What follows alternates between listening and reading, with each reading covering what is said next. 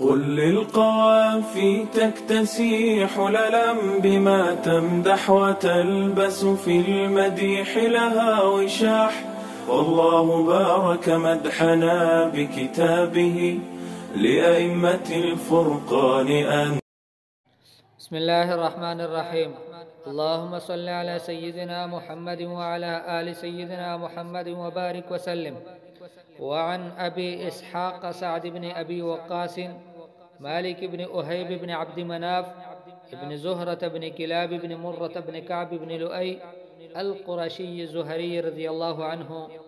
أحد العشرة المشهود لهم بالجنة رضي الله عنهم قال: جاءني رسول الله صلى الله عليه وسلم يعودني عام حجة الوداع من وجع اشتد بي، فقلت: يا رسول الله، إني قد بلغ بي من الوجع ما ترى، وأنا ذو مال ولا يرثني إلا ابنة لي، أفأتصدق بثلثي مالي؟ قال: لا. قلت: فالشطر يا رسول الله؟ فقال: لا. قلت: فالثلث يا رسول الله؟ قال: الثلث، والثلث كثير، أو قال كبير. إنك إن تذر ورثتك أغنياء خير من أن تذرهم عالة يتكففون الناس، وإنك لن تنفق نفقة تبتغي بها وجه الله إلا أجرت عليها حتى ما تجعل في امرأتك. قال: فقلت: يا رسول الله، أخلف بعد أصحابي؟ قال: إنك لن تخلف فتعمل عملا تبتغي به وجه الله إلا ازددت به درجة ورفعة، ولعلك أن تخلف حتى ينتفع بك أقوام ويضر بك آخرون. اللهم أمضي لأصحابي هجرتهم ولا تردهم على أعقابهم. لكن البائس سعد بن خولة يرثي لها رسول الله صلى الله عليه وسلم يرثي له رسول الله صلى الله عليه وسلم أن مات بمكة. متفق عليه.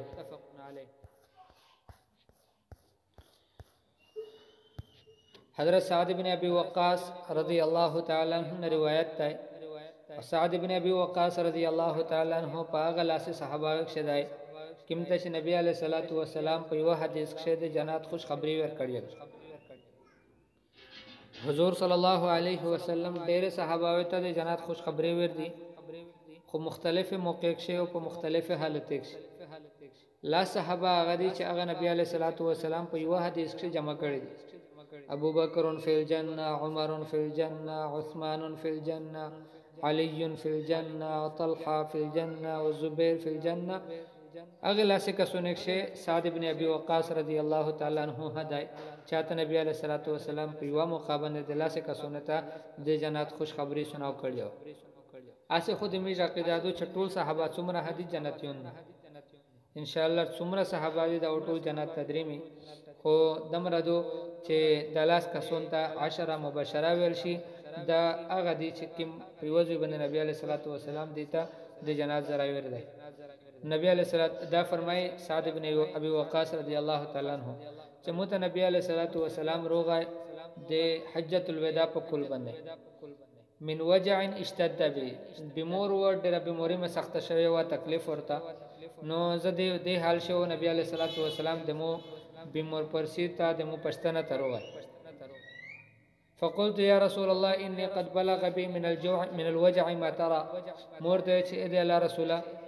تمو ویني چې ممکن حال جوړ شوی دی د بیماری او د درد او د تکلیفې د واجنه، یعنی بالکل زمارک ته نزد شوایا. وانا ذو مال ولا يرثني الا ابنه لي. او زمالدار سړی او دمو وارثونه شي یکای والیر دو نو وستر ته وشایا اف تصدق بثلثي مالي. آیا ز خپل مول چې درې حصے باندې تقسیم کو، پدرې حصے کې دوه حصے زاد الله په لار څخه خرج کو؟ نبی علیہ الصلوۃ والسلام فرمایي چې نه. مور ته وی چې فشطر یا رسول الله، بیا نیم پنیمای دی الله په لار څخه خرج کو؟ نبی علیہ الصلوۃ والسلام ورته فرمایي چې لا نه. نو وی چې مور ته وی چې شابیا درېمه حصہ ز تقسیم کړه الله په لار شه. نو نبی علیہ الصلوۃ والسلام فرمایي چې درېمه حصہ خصایدو خدریمه حصہ هټ ډېر جوړ ده. پنه بعد نبی علیہ الصلوۃ والسلام یو مسله ته توشای ته چې کسا کته چې خپل رشتہ دارون خپل ورثه دي چې کیم دي کیمتونه ورسته پته کیږي د چا حصو کیږي آکه چیرته مالدار پرېږ دی دا بدانه بهتره دو چې ته غریبون پرېږ دی او بیا د خلک نسولینه کو، یعنی په داس واشه چې تو ته مرګ نږدې وي او د تو سره پیسې وي په چارته چې د کوم ورسته ورسون دي ته د پیسې پوتې شي ځکه چې په ژوند شي څومره سړی چې ژوندی وي او صحتمن وي د مرګ اثرات په ظاهر نه وي په ټیم شه خدای چې څومره مول صدقه کولای شي صدقه کوي دی خو چې کله د مرګ اثرات روغلل وځ د ظاهره شوله پته ورته ولګېده چې ژوند مې کام دی نو په داسې ټیم کې نبی علیه الصلاۃ والسلام یې چې درېیمه حصہ کې وصیت قبلیږي چې د صدقه وکړو خدا درېیمه حصہ هم لازم دی ابو بکر صدیق رضی الله تعالی عنہ پنځمه حصہ صدقه کوله دا رنګ نور صحابه نه روایت شوی دی نو به هر حال نو نبی علیه الصلاۃ والسلام ورته وایي چې په دغه ټیم کې کته چې خپل رشتہ دارون د کوم تو وارثون دي دا کته مالدار پرېږده د په دانه ډېر شدي چې فقیرون پرېږده یتکففون الناس خلق نسولینه کو نبی علیہ الصلوۃ والسلام دغه خرچه فضیلت هم ورته بیانوي وانک لن تنفق نفقه تبتغي بها وجه الله الا اجرت علیه ورته ته چې کومه خرچه هم کوي او پامند د تو یې غنه مقصد د الله رضا وي چې چیر شي خرچ کوي نیت د الله پاک رضا وي تو په اجر الله پاک درکوي حتی ما تجعل فی امراتک حتی چې پابند او حتی الله پاک اجر درکوي کوم چې د خپل شزه په خلقشن لقمه ورکه کوم شان د جوړ ک خپل شزه ته دی ورک یعنی خپل شزه باندې کوم خرچه وکړه کوم خروج ته پوک په دا وخت ته الله پاک اجر پیرا درکوي یعنی مقصد دا دی چې شزه خو چون کې دغه خرچه خو سړی باندې اساسي ذمہ باندې خو بیا هم په داکشه اجر دی په خرچه کولای شي الله پاک د صدقه ثواب لګي دا وی چې نبی علیہ الصلوۃ والسلام ته فرمایي چې د الله رسول او خلف بعد اصحابي مو صحابه ملګری می چې کوم دي دیغه نو زه په سړک پته کېږم مطلب دا چې زه په مکه مکرمه کې یم او صحابه واپس درېمه مدینه منوره ته چونکه صحابه رضی الله تعالی عنهم مهاجرین چې څومره وي د خود مکه مکرمه وي مکه مکرمه کې بهترین کورین الله پاک ورکړي خود اسلام په خاطر باندې د هجرت په وجه سره یا کورینه پرې شي ان اورسته د دای اجازه نه او چا کورینه د وبراج کله فتح شول مکه بیا هدا اجازه ملاو نشي چې د کورینه خپل بیا د وبرا عبادت کو نو دی وجه نه فرمای چې او خلف بعد اصحابي چې منه بیموریت لای نشه نو وسو د مملګریو نه لوټ شي زوداته پوته شو نبی علیہ الصلوۃ والسلام ورته فرمایي چې کته چې پوته شولې به چې تکیمه چار حق کوي کیم عمل کوي او پاسره ته مقصود دی الله پاک رضا وي پامن ته درجه او د تو چګیږي او ته الله پاک پامن اجر درکوي او بیا نبی علیہ الصلوۃ والسلام ته فرمایي چې کدای شي الله پاک ته عمر دیر کو او دمره عمر دیر کو چې نور مسلمان قومه ته او فائدہ ورسیږي په او کافرون چې کوم دي اته تو واجنه تکلیف ورسیږي او واجنه هغه ته نقصان ورسي نو الله پاک دې شي ته عمر زیات کو علما ویل کړي دي چې پانه ورسته الله پاک ته ډېر وی عمر ور کو او بچیونه ور کړل تقریبا اوله شي زمان ور کړل او دوله شلونه ور کړل الله پاک حالانکه په دا ټیم شي چې کوم واش نبی علیہ الصلوۃ والسلام یادت تر ولای دی یې کوي روا دیو جن د خپل ملک صدقه کول غوښتل نو ویایي چې نبی علیہ الصلوۃ والسلام فرمای اللهم امضي لاصحابي اے الله دې مو صحابه ته د دې هجرت جاری وسوته چې کوم هجرت کړای دی اکثر دې ته توفیق ورکړي چې هجرت دې پیرا کو او پیرا کول د دې چې د مکه مکرمه بیا پرېږدي او مدینه ته لوټ شي او مدینه شي چې کومه بده دې کړی دی هغه باندې یعنی هغه د هجرت ول زندگی تراوی مهاجره ولا ولا تردهم على اخابهم یا الله په سټی رو واپس کوما پنه ورست نبی علیہ الصلوۃ والسلام فرمای لكن البائس سعد بن خوله چې یعنی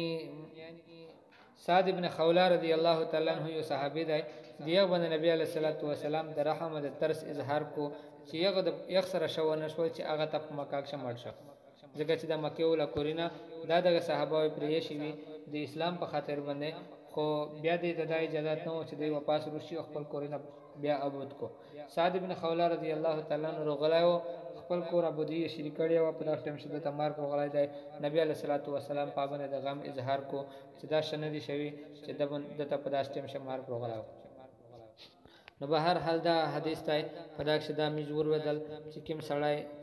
صدقه کول غوړي شګړې کول غوړي چار د چې په ژوند شي وو کو چې کله د صحتمن وي ورسته د مار پټم شدای بیا تک حصے تقسیموي او د پته ولاږي چې دا وز د مود لوس نه وتلې دي او د مود وارثونه ته پته کیږي نو په دغه ټیم شدت حکم داده نبی علیہ الصلوۃ والسلام وصیت داده چې کچیره تخپل